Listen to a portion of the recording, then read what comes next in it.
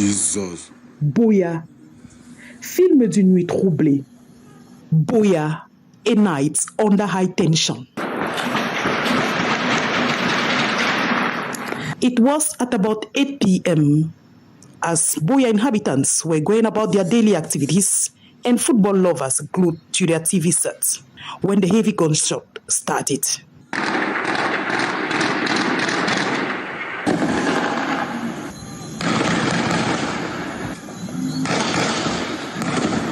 It all began here, not far from Betwinge Market.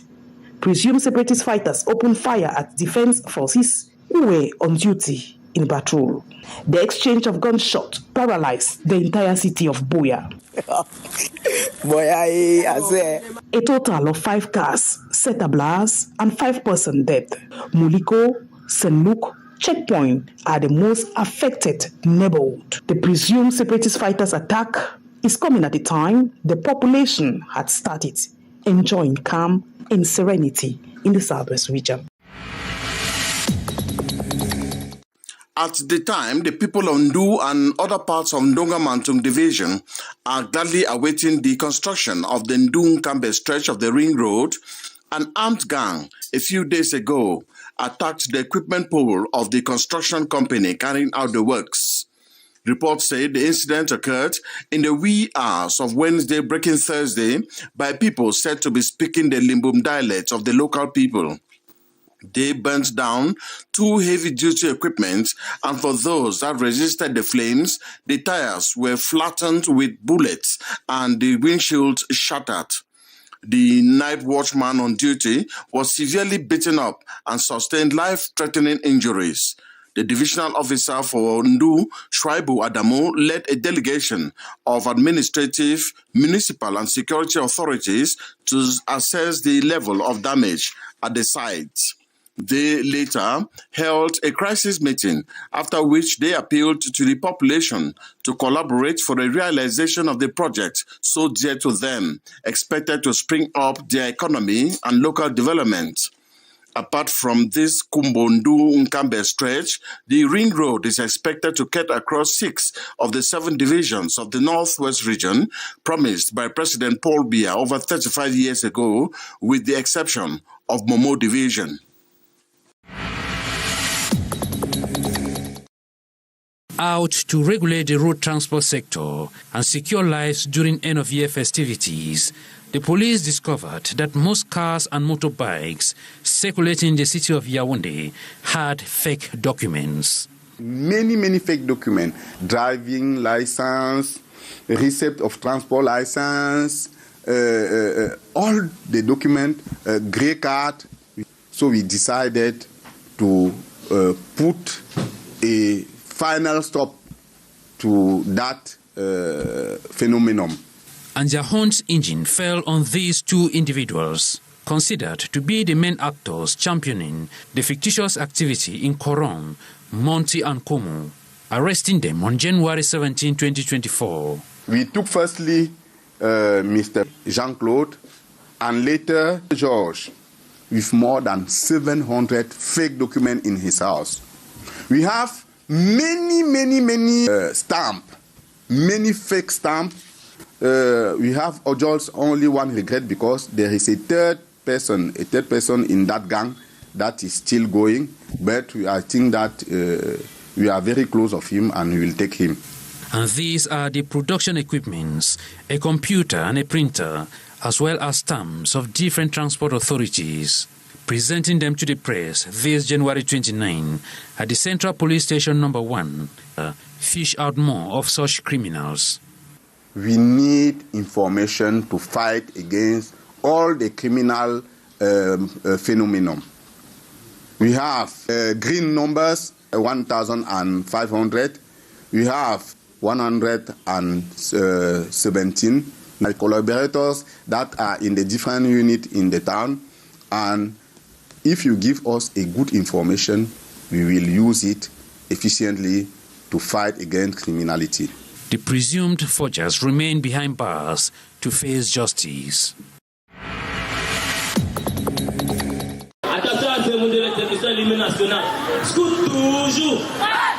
A special morning devotion this Monday at the Government Bilingual High School at Tokobe Yaoundé campus, 1 week after the stampede incident.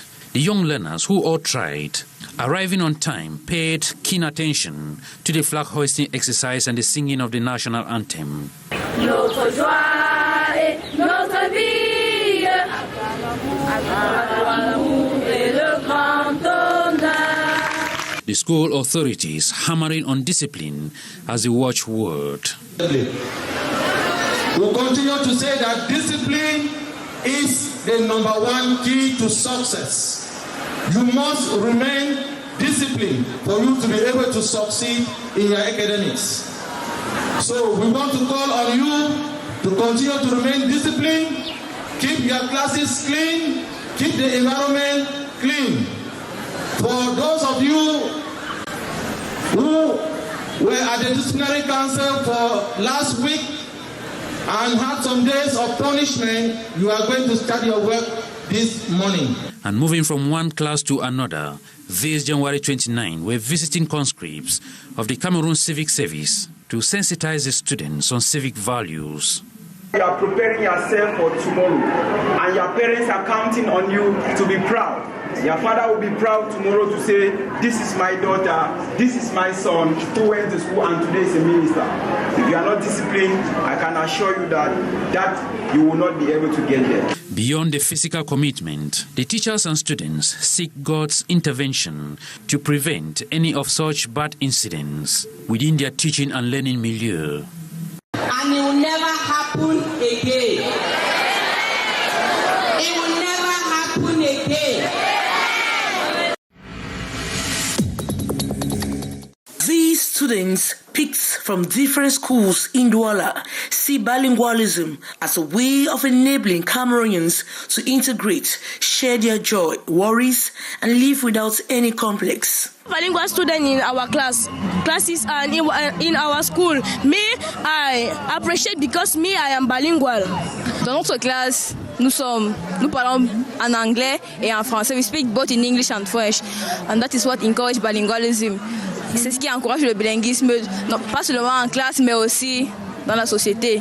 Those who are willing and who are capable to speak the English, I usually teach them, and they also teach me French. At the level of schools, students see their teachers and administration have adopted strategies to ensure English and French speakers easily assimilate both languages as bilingual citizens. Our principal is a bilingual woman. Sometimes she comes in the morning trying to encourage bilingualism. She talks in French and in English. And sometimes she will ask our teachers to talk in French. And sometimes there are some activities that we usually do between the Francophone and the Anglophone in order to promote bilingualism. Besides switching from one language to another, the students talked of some difficulties in the mastery of both languages. Like, for example, we need chemistry, mathematics. We have to study all of those formulas in French and in English because we don't know where we can apply for a job maybe in the future, where we will need to have knowledge in both languages. We are not all coming from the same environment. Some people are coming from the north and some people from the south, center. That makes it to be difficult for everyone to combine and learn the same common language. Conscious of the importance of bilingualism, students see it is an important tool if they have to succeed in life, especially in the fast-growing world where mastery of more than one language is an added advantage in their job and easy integration in society.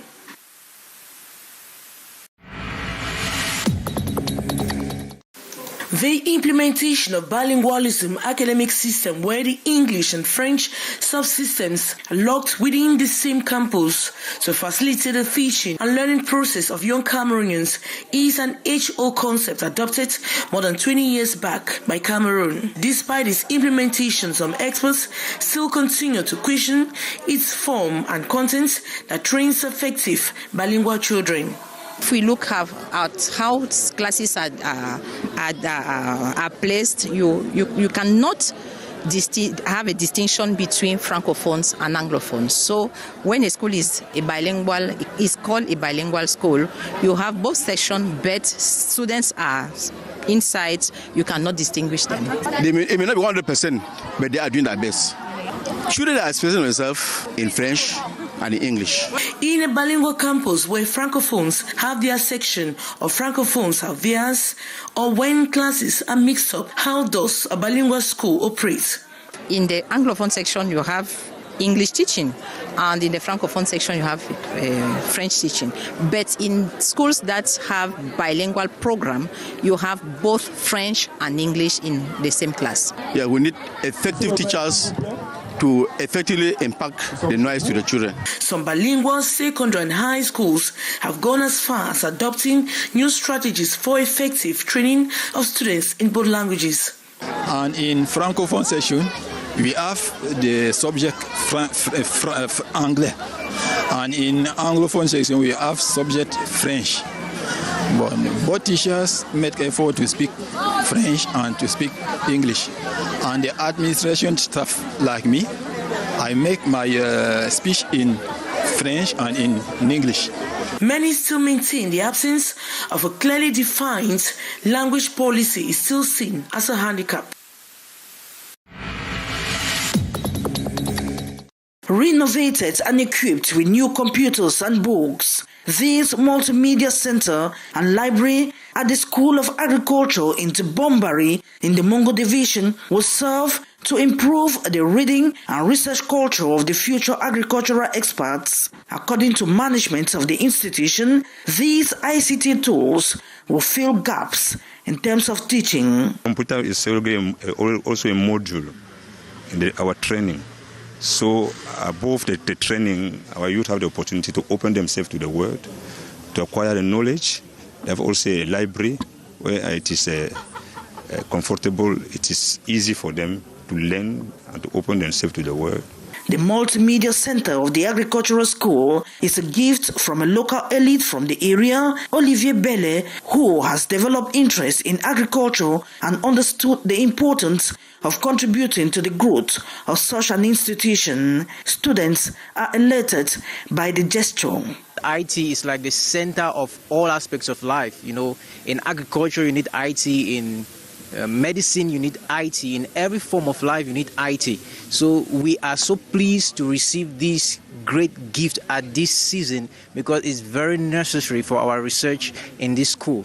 Apart from these ICT tools, management complained the school still lacks tractors and other agricultural tools which could help the trainees better carry out practical lessons. The inauguration of the center was an occasion for the future agricultural technicians to also exhibit their know-how. It should be noted that these technicians and senior agricultural technicians are also trained to make projections and implement research development ideas in food and agro-pastoral production. Less than 3 months after their authorization, the Movement for a New Cameroon MNC party makes official outing in Yaoundé. Party scribes say they are the best alternative the country's political landscape need at this point in time, as there is a structure which will give a certain latitude to the happenings in the country to enable meet a number of identified objectives. Oui, ce nouveau Cameroun est possible. Si tous les citoyens prennent conscience que nous devons nous rassembler et se tenir. And through 7 points principle, they told the press this Tuesday in Yaoundé that they will be able to attain noble mission. This includes moves for a lively expression of responsible democracy, promote the establishment of a free society where human rights are respected, fight all forms of domination, discrimination and exploration, promotes political and economic unity in Africa on the basis of peace, equality and mutual respect. As Cameroon prepares for 2025 elections in the country, mobilization of militants is a top priority. The Movement for a New Cameroon MNC party is a union of men and women in love for justice, freedom, collective progress, engaged to give a new breath to the country. With a population of approximately 60 million in the Central African sub-region, only about 37 million people own a bank account or have a mode of payment. The central bank has a strategic objective to increase this number by 2030, hoping to have 75% of the population above 15 owning a payment account. This with the help of financial technology solutions. It's a challenging and a very aggressive objective. We would need stable connection internet. We would need power supply. Power internet needs to be less costly for people to be able to use data to access the services. By leveraging our technology, we are able to capture them and reach them in a way that banks and most financial institutions are not able to do it. Today, several fintech enterprises develop solutions that facilitate financial transactions, yet they lack regulations that guide the ecosystem. There are no regulatory framework that guides fintech operation. So right now we are operating in a gray area. So there are no laws, there are no regulations as far as fintechs are concerned. So we have come here to learn about how the regulators can help us to be able to formalize and be able to operate in a normal way. Actors in the sector are meeting in Douala, Cameroon to discuss not only the regulatory framework but also other challenges such as transaction security. The problem of security is the same, whether you are in the fintech bank or microfinance, because they are interconnected. Today, banks work with mobile money operators and microfinance institutions. If one of them is weak in terms of security, then all the system can be attacked. That is why the level of security of all the operators has to be the same. Reasons why all of them must respect security rules. This meeting would therefore contribute in facilitating inclusive dialogue between major actors in the development of fintech in the sub-region to improve banking accessibility. Despite the vaccines to prevent more than 20 life-threatening diseases, helping people of all ages live longer and healthier, far too many are not covered. The World Health Assembly, ongoing at Geneva, occasion to discuss with countries and partners the way forward. Cameroon, through its Minister of Public Health, presented his country's vaccination strategies and programs. He pointed out the fact that vaccination against malaria started in our country, the first African country to introduce that in her routine vaccination program. In a bid to better address vaccination challenges over the next decade and save over 5 million lives, the support countries and partners endorsed the new global vision and strategy called the Immunization Agenda 2030. It envisioned a world where everyone, everywhere, and every age fully benefits from vaccines to improve health and well-being.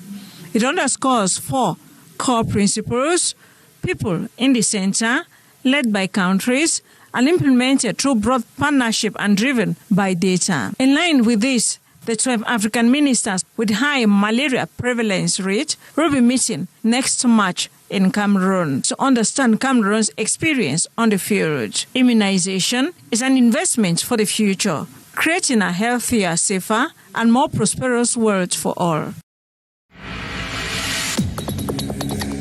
Cameroon remains one of Africa's football powerhouses, having won the African Cup of Nations 5 record times, that is 1984, 88, 2000, 2002, and 2017. Despite these glories, the sweet romance that goes with more victories has turned sour between the Lions and the fan base after their elimination at the round of 16. Kevin Chouake is a sport analyst. In 4 games, we had 2 defeats, 1 draw, 1 win. When we see the game against Gambia, where Gambia didn't score a goal before the game and they scored 2 against us, the game in front of the Conakry Guinea, they scored very early in the game. But now, if you see the game against Nigeria, where Nigeria just scored 2 goals in the tournament and just scored 2 against us in 1 game, it means that there is a problem. Now, seeing the different qualities of our players, I think that individually the players are good, but now is there a cohesion in the team? We have to work it's not a bad thing to move out against the Nigeria team. They were better than us. And I think that even the next tournament, even the AFCON in Morocco or the other World Cup will come back stronger. Despite the loss, sport analysts say their hope is for the management to right the wrongs and prepare for upcoming competitions.